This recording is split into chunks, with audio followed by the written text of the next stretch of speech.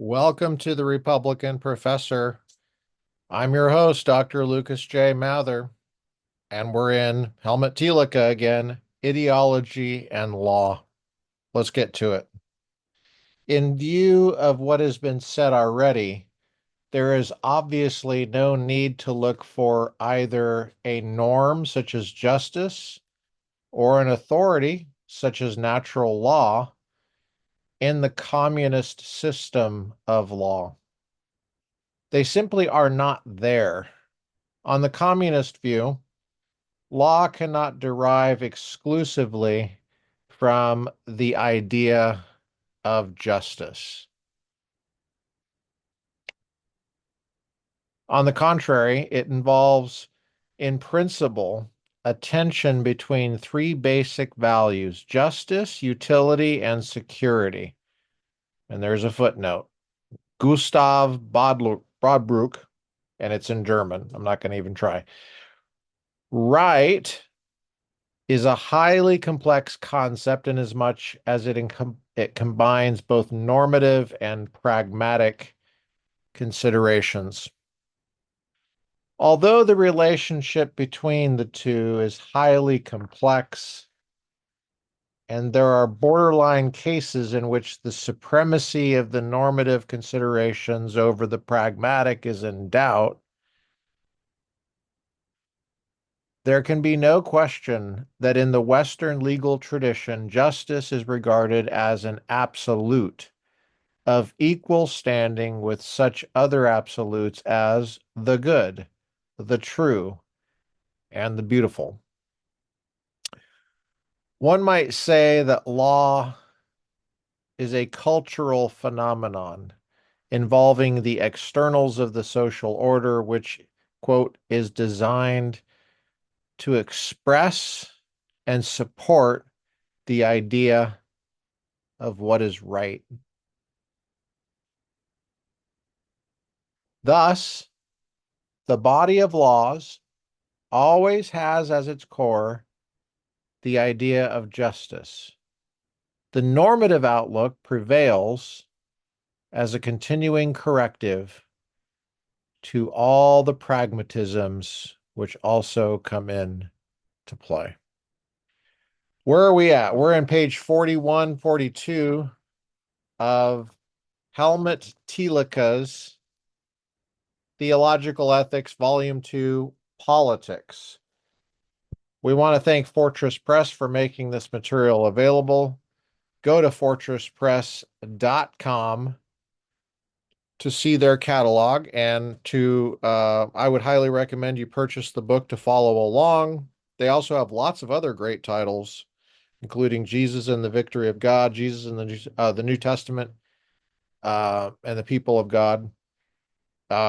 Great stuff. Good stuff.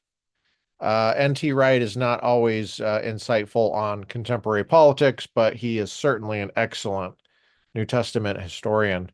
Uh, Helmut Thielicke, as you know, as we've covered many times on this podcast, has two doctorates. He taught at the University of Hamburg in West Germany for a long time. He thought deeply about both kinds of socialism, National Socialism and communistic socialism, both on the left. I guess this is my left. I guess that's your right. Both on the left.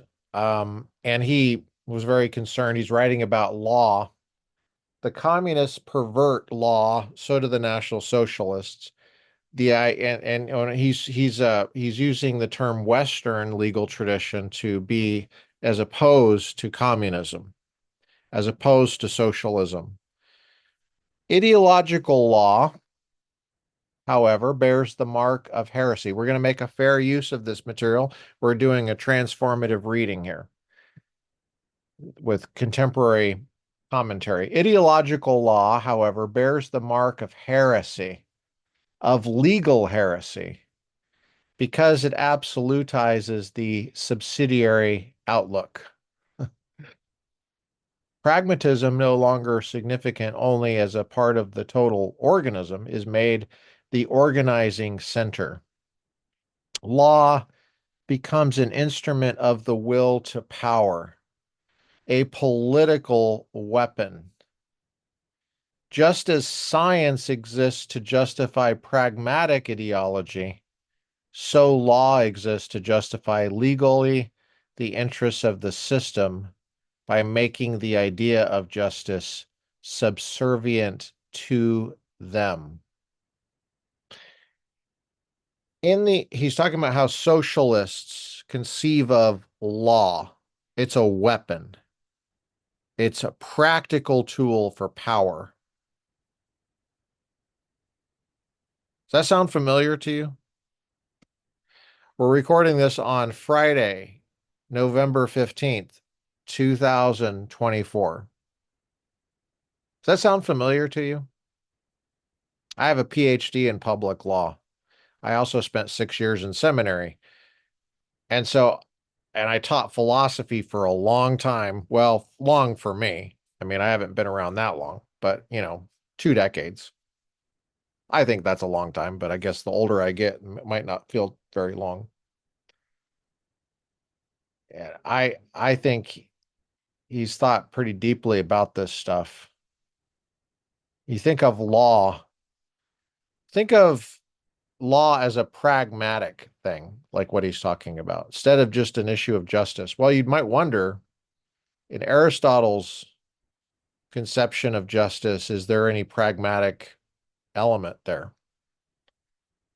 Or is he excluding that from the very idea of justice? Justice is a hard thing to define. Um, but I think what he's saying here is that ideological law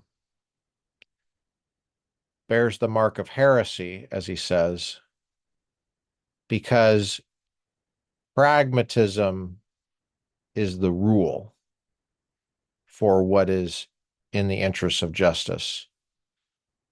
So let's continue. In the early stages, the purely pragmatic ends of the ideology are still manifest without any concealment.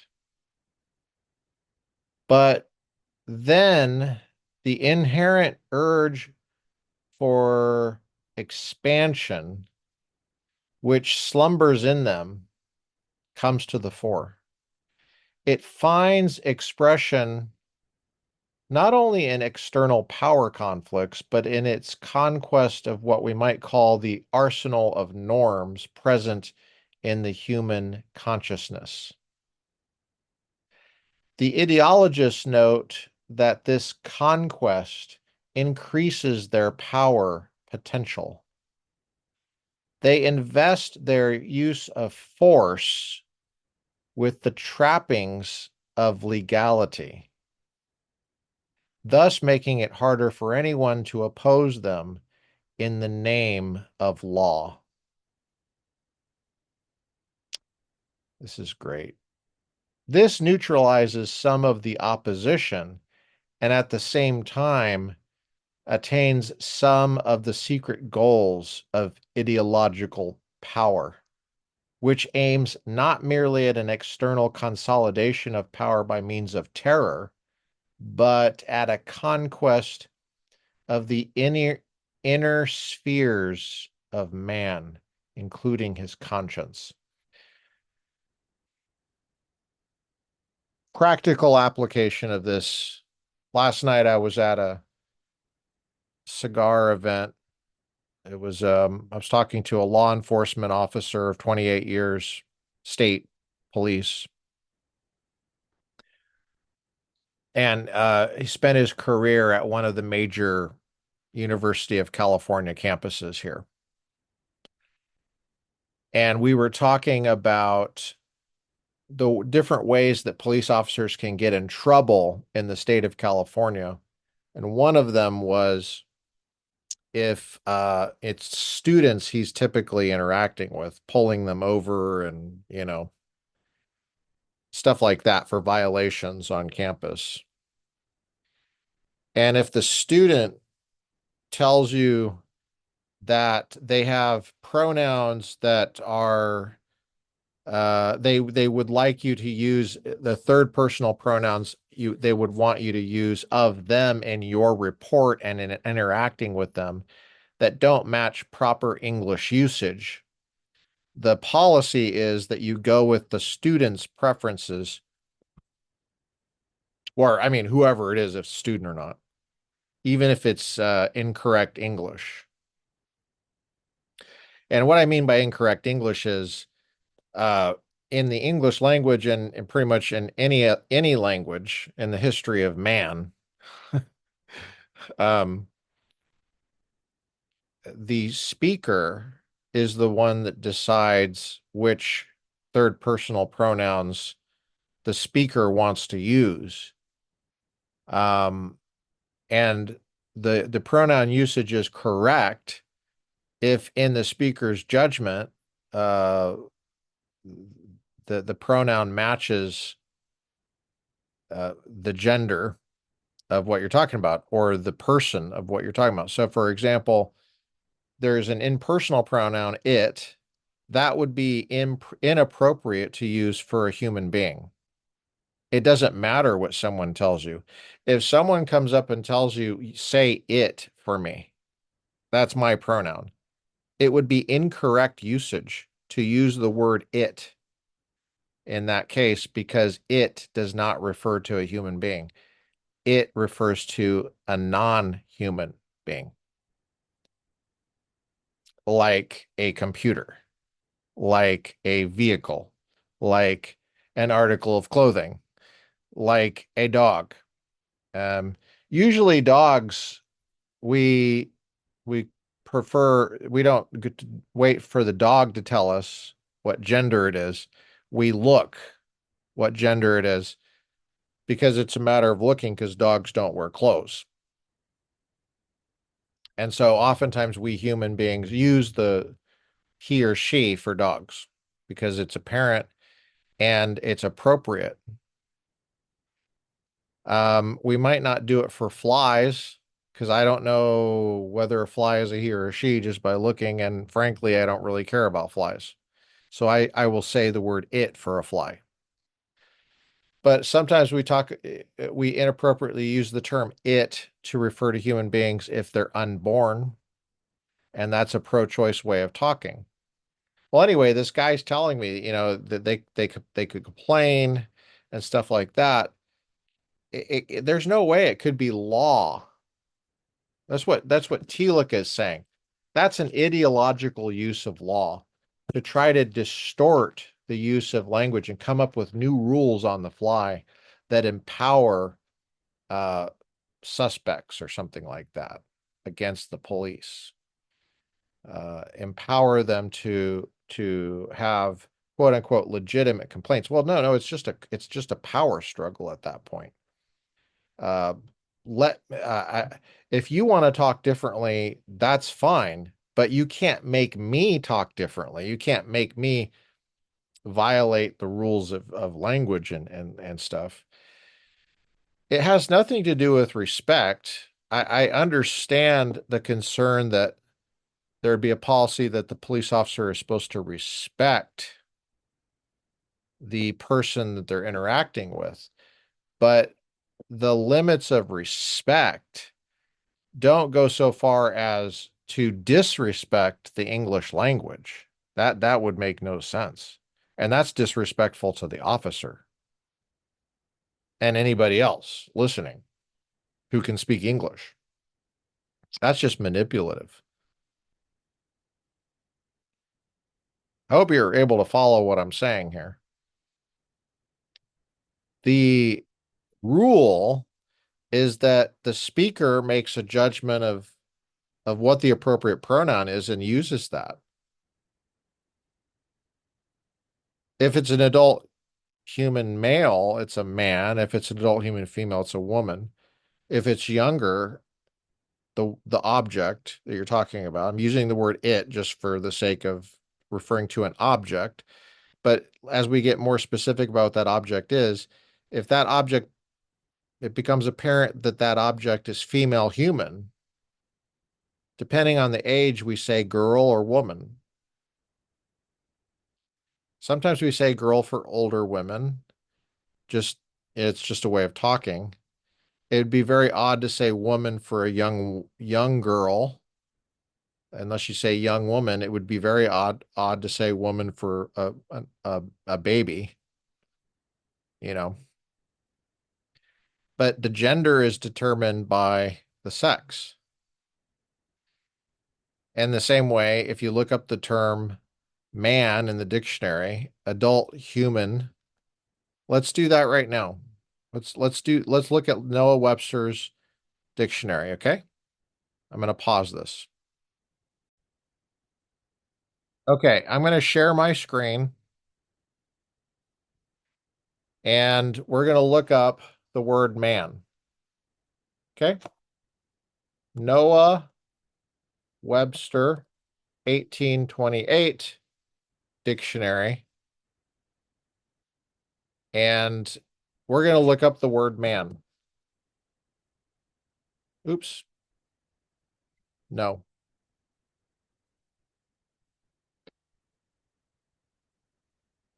Man. For those of you who are only hearing this and you can't see, I'll read it.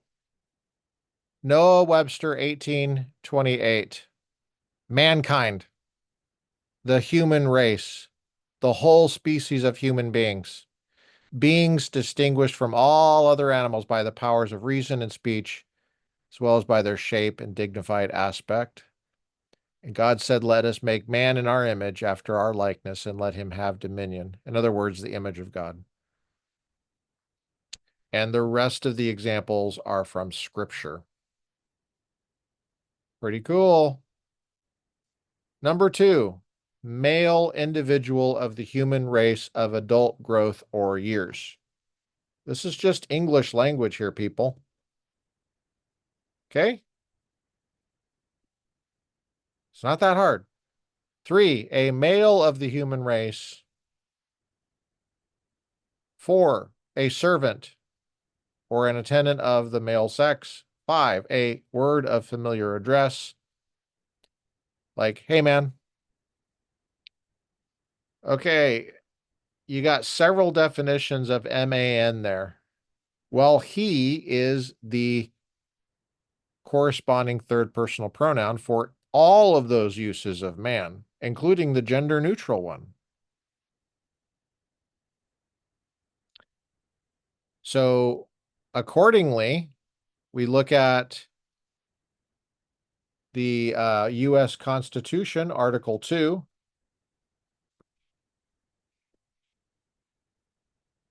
This creates the presidency.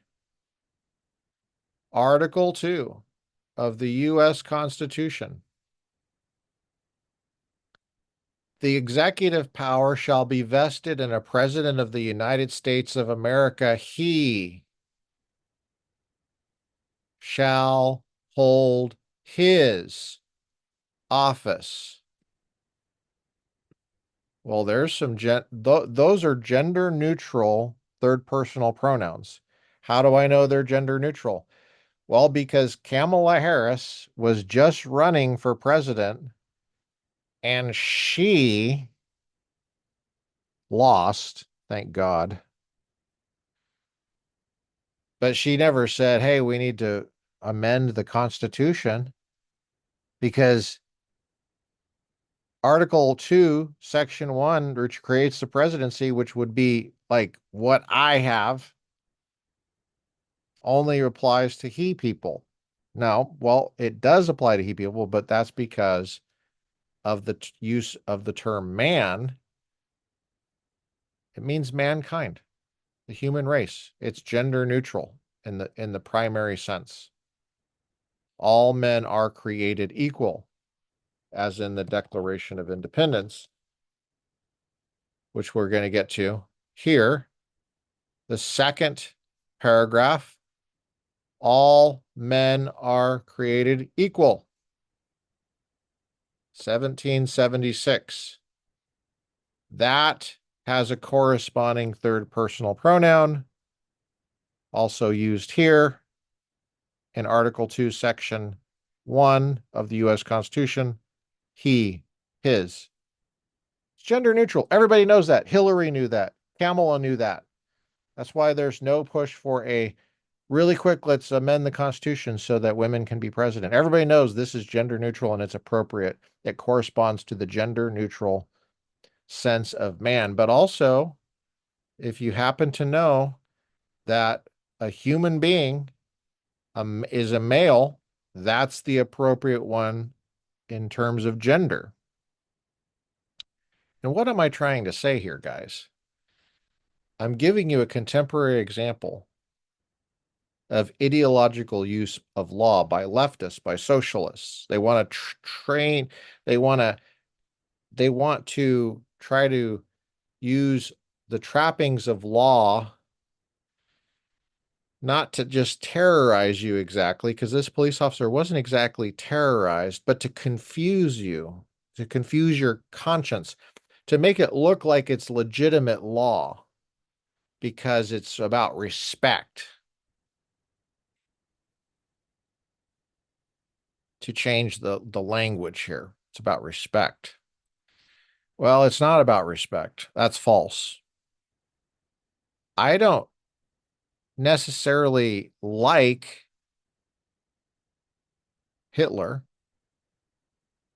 I might respect him in the sense that I respect the power that he had and the fact that he did do things that influence history. I mean, it's kind of hard to ignore that. I mean, doesn't mean I like him, but I use the word he to refer to Hitler, and I don't ask him what he wants me to use.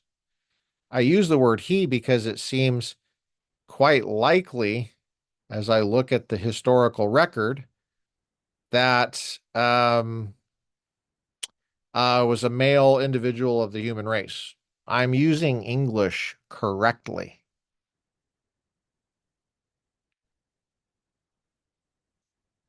Has nothing to do with whether I like the person or respect them. So you're interacting as a police officer with an individual and they appear to you to be male, it's perfectly appropriate to use the word he. And there's nothing that they can say about it, that other person. Now, I used the word they just then, and you might say, well, why did you use the word they? Well, that's because there's a rule in the English language, and the correct usage of English language means you can use the word they for a single individual if you don't know the gender. And we do this all the time. It might be that you get a report of someone that committed a crime, like let's say vandalism, and they're wearing a mask. Well, I use the word they because not because it's more than one, but because I don't know if it's male or female, and I just use the word it, right? It is either a male or a female, but it's not appropriate to use the word it. You try to get more information. Once you find out it's a female, then you use the word she. You don't use the word they, and you don't use the word it. The word is she. So in contexts where information is unavailable, all you know is it's a human being. Okay, well, you're supposed to use he or she. Well, but if you don't know, then it's appropriate to use the word they. But uh, when you find out later that they are really a woman, then you're supposed to use the word she. In any case, it's up to the discretion of the speaker under those rules, not the listener, not the person being talked about.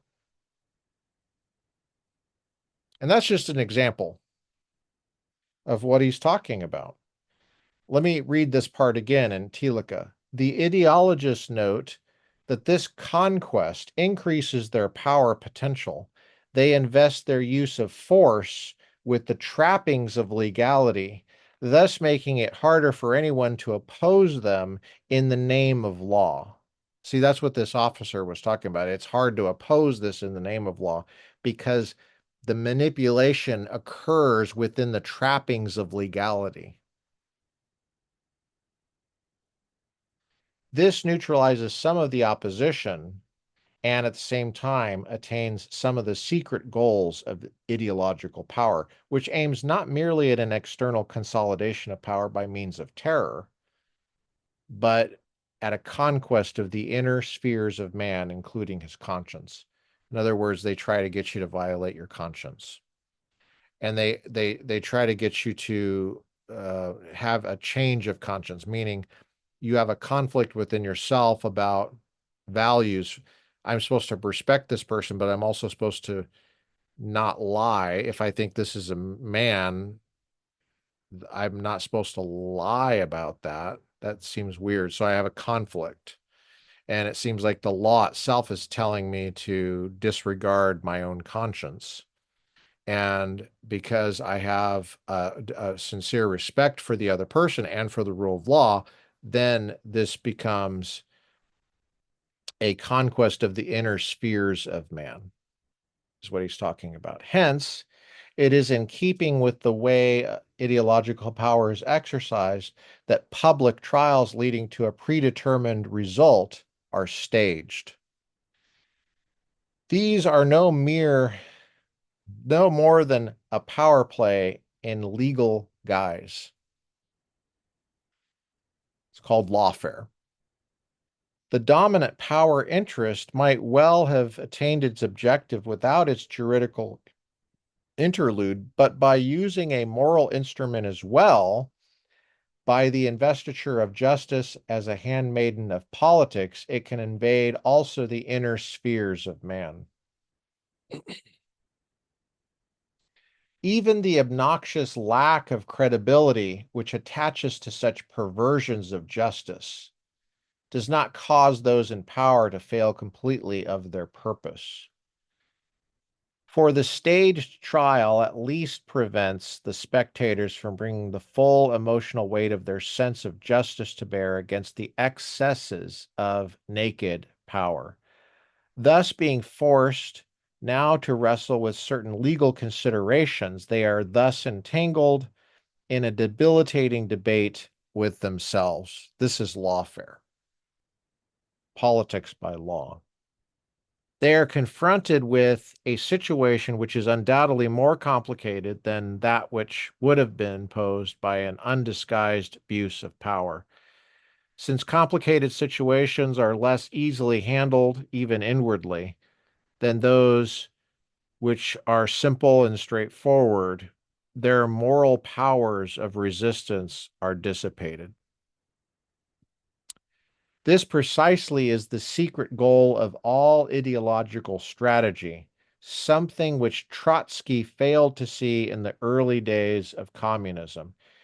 He proclaimed an open tyranny which was to be established without any concealment, without transposing the dictatorship of the proletariat into enigmatic legal forms.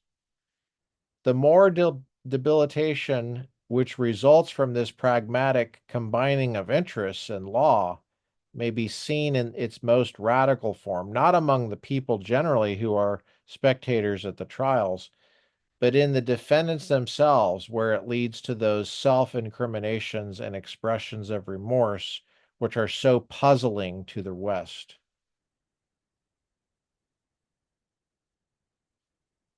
He uses the term West to mean non-communist, non-socialist, and non-national socialist. Sometimes people just say the right. Since defendants usually demand their own execution, and hence could not be hoping to gain anything through their self-accusations, their strange conduct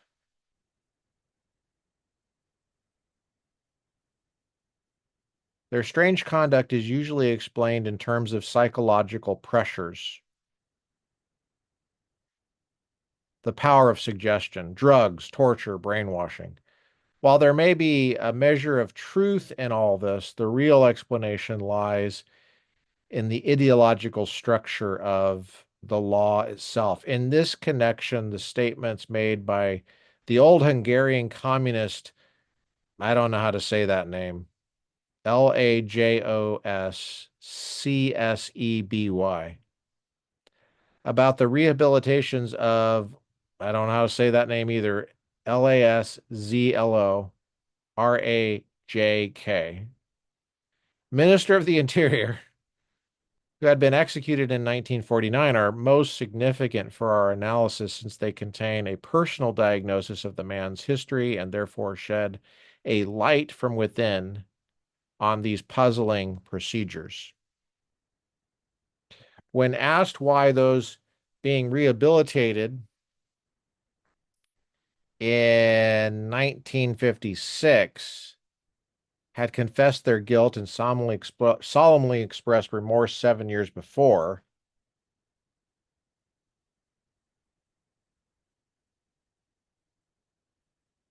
CSEBY answered, "Do not think that the matter is so simple. When we were in the capitalist prisons, we were interrogated by our enemies, but now we are being questioned by representatives of our own Communist Party. They claim to speak in the names of the party, and they demanded that we confess regardless of what might happen to us personally, because such confession was in the interests of the party and of the workers' movement. And even if in the depth of our souls we suspected that this was not so, we nonetheless came gradually to believe the constantly repeated phrases. The constantly repeated phrases. We nonetheless came to gradually to believe the constantly repeated phrases. My pronouns are. My pronouns are. You don't have any pronouns. Nobody does. The pronouns don't belong to you. They belong to the language itself.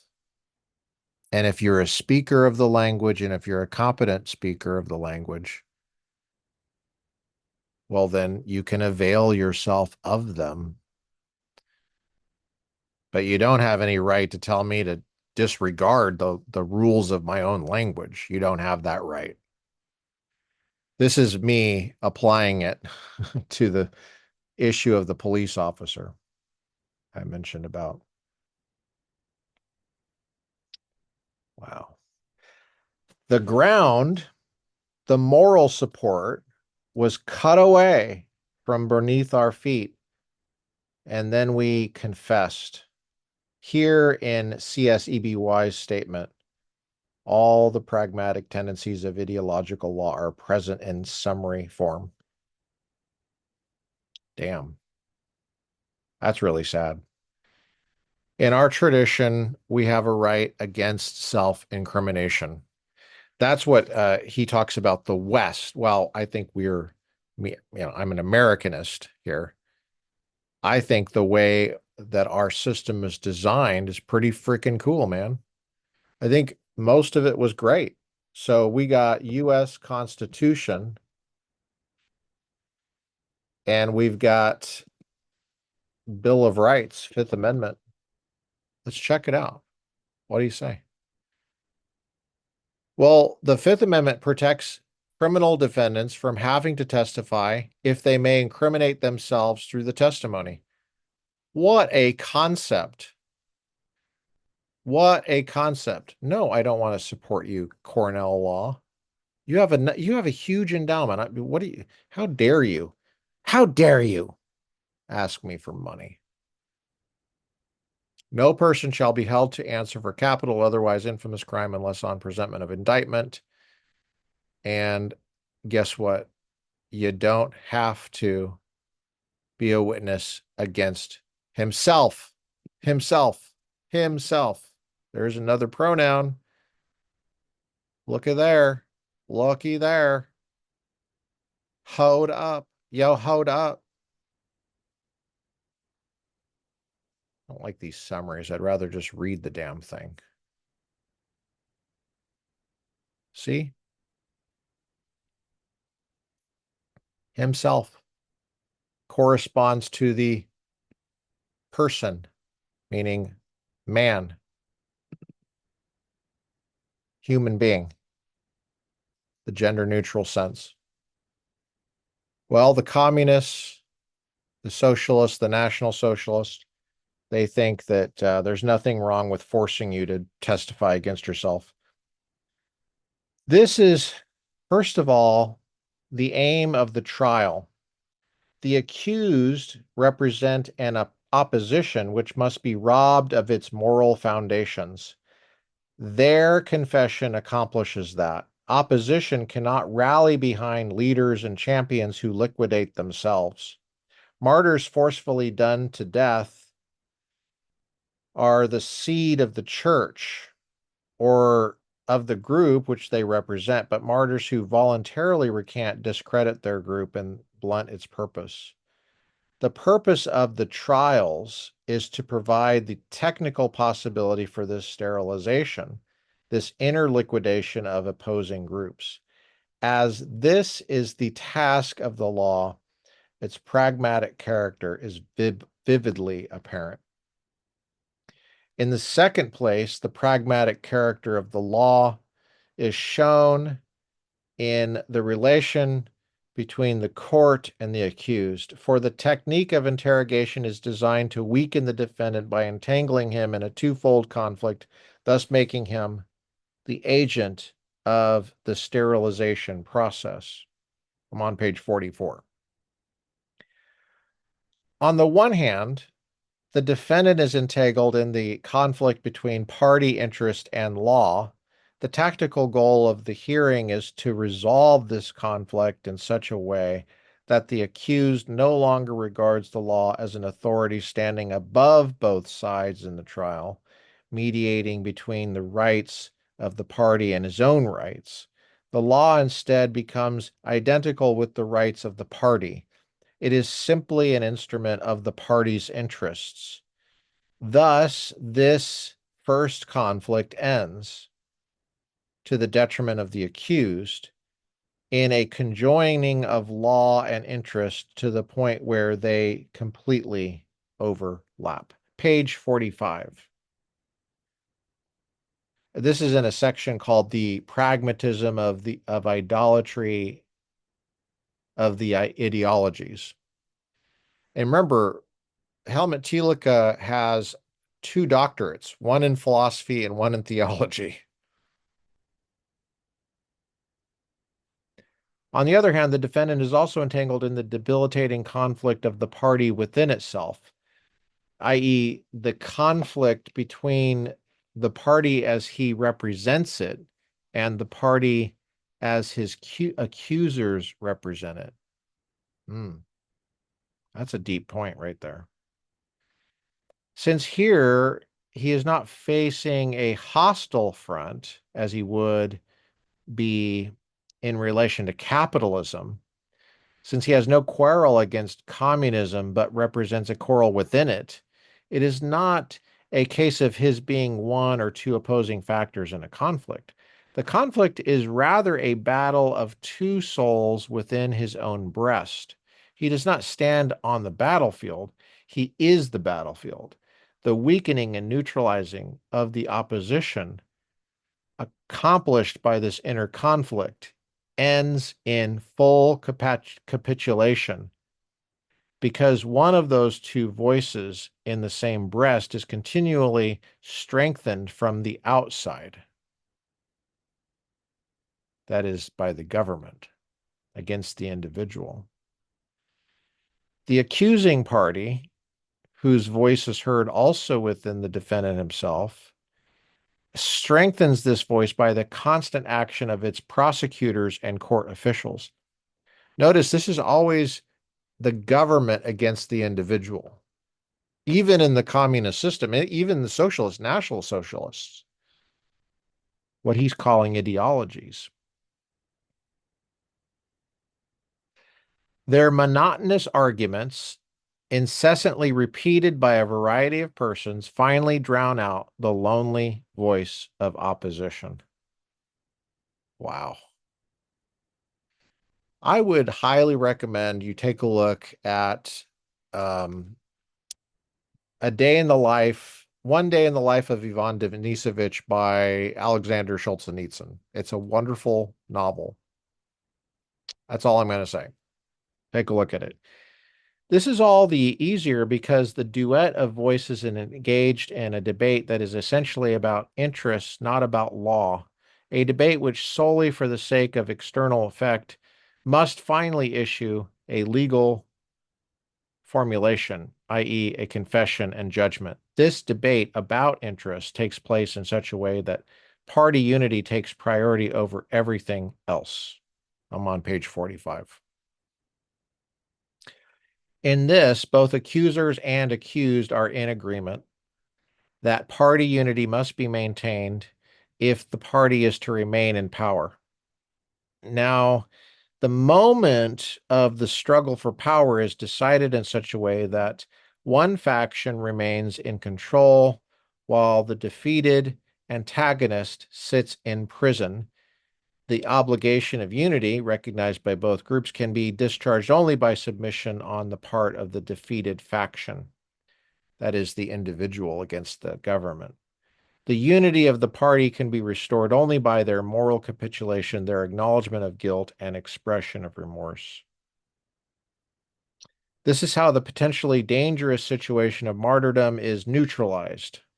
Ideological law, that is socialist law, National Socialist, Communist Socialist, basically the Democratic Party. Now,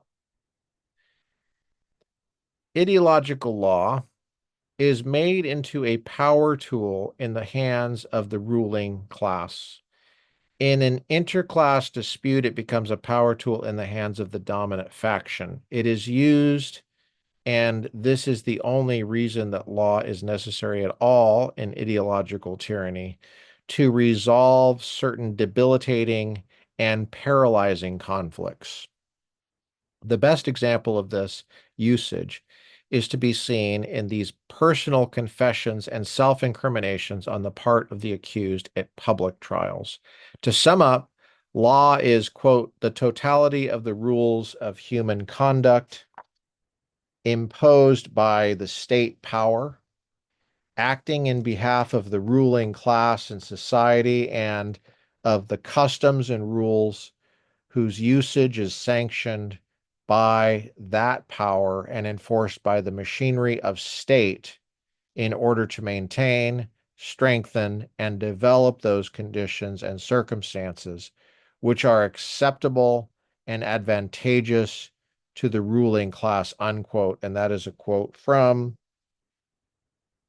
basically a communist. And it's in German, but I can tell he's a communist because it's published in Moscow, 1949. That's how I know, because Moscow in 1949 did not publish anything besides communist stuff. Yeah. Indeed, we append some typical statements to illustrate, sometimes in the crassest form, the pragmatic character of ideological law. The significance for law of the social consciousness may be seen in the fact that for Soviet law, proof consists, quote, consists not in the establishing of facts after the Roman pattern, but in the judging of these facts, unquote. That's footnote 18. Same author. It's in German, but it's communist, I can tell. Why? Because it's published in East Berlin, 1952. And they only published communist stuff. In other words, he's telling you how the communists see law. Notice that this definition leaves room for a judgment. By the way, if you have to pause this and go get a drink of water, come back, do that. If you have to pause this and rewind a little bit and listen to something again, do that. You're in control. Listen to it as many times as you want. If you didn't quite catch it the first time, just listen to it again. It's normal. I have to listen to things several times sometimes. It's normal.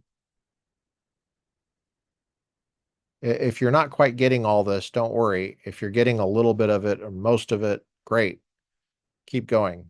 Go back over it. Notice this definition leaves room for judgment, a judgment, and ideological evaluation of facts not yet established. The criterion of truth is thus subordinated to the goal of the proceedings. That is exactly how Title IX investigations work on campus under Democrat rule in the United States of America. In the guise of civil rights. Why would there be a civil rights portion of the Department of Education? Trump wants to get rid of the Department of Education. You have a civil right to teach your kids according to your own conscience. You have a civil right to do that. You have a civil right not to be abused by the Department of Education. That is not a right that will be vindicated by the Department of Education, whether they call it civil rights or not.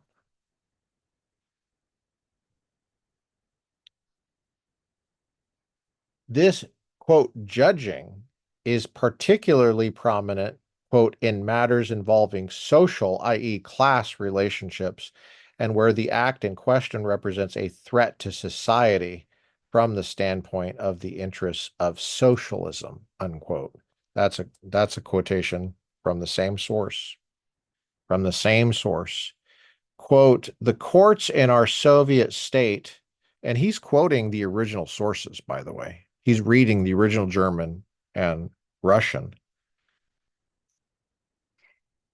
The courts in our, this is a quotation, quote, the courts in our Soviet state are part of the machinery of political guidance, and appropriate measures assure that they are actually instruments of the policy of the Communist Party, unquote. The court, and here's another quote, the court exists not to replace terror, but to justify it in principle, clearly, openly, and relentlessly. That is a quotation from V.I. Lenin at the conclusion of his address, April 29th, 1918, to the All-Russian Central Executive Committee. That's published in Berlin, 1960, volume 27. The courts of the state are instruments for classes to oppress classes.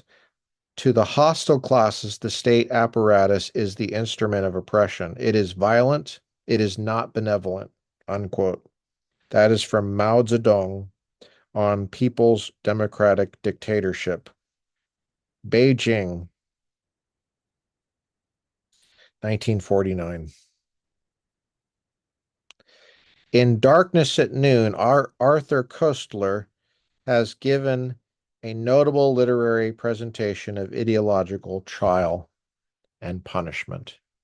And that's the end of the section. The next one is ideologies as idolatry. I'm going to enjoy that one. And that one is a doozy. Ideologies as idolatry. That's going to be a longer one, a little bit longer, but it will be worth it. I hope you got something out of this. If you did, send a donation at the Republican Professor on Venmo. You can also buy me a cup of coffee in the link that I'll put there, Lucas J. Mather. I've enjoyed this time with you, and I'm so glad that the election went decently last week. There was no red wave. You're misunderstanding it if you think that. The American people are incredibly fickle. We must solidify our understanding of these things in order to secure the blessings of liberty the way our system was designed for the future generations. God bless you. See you next time.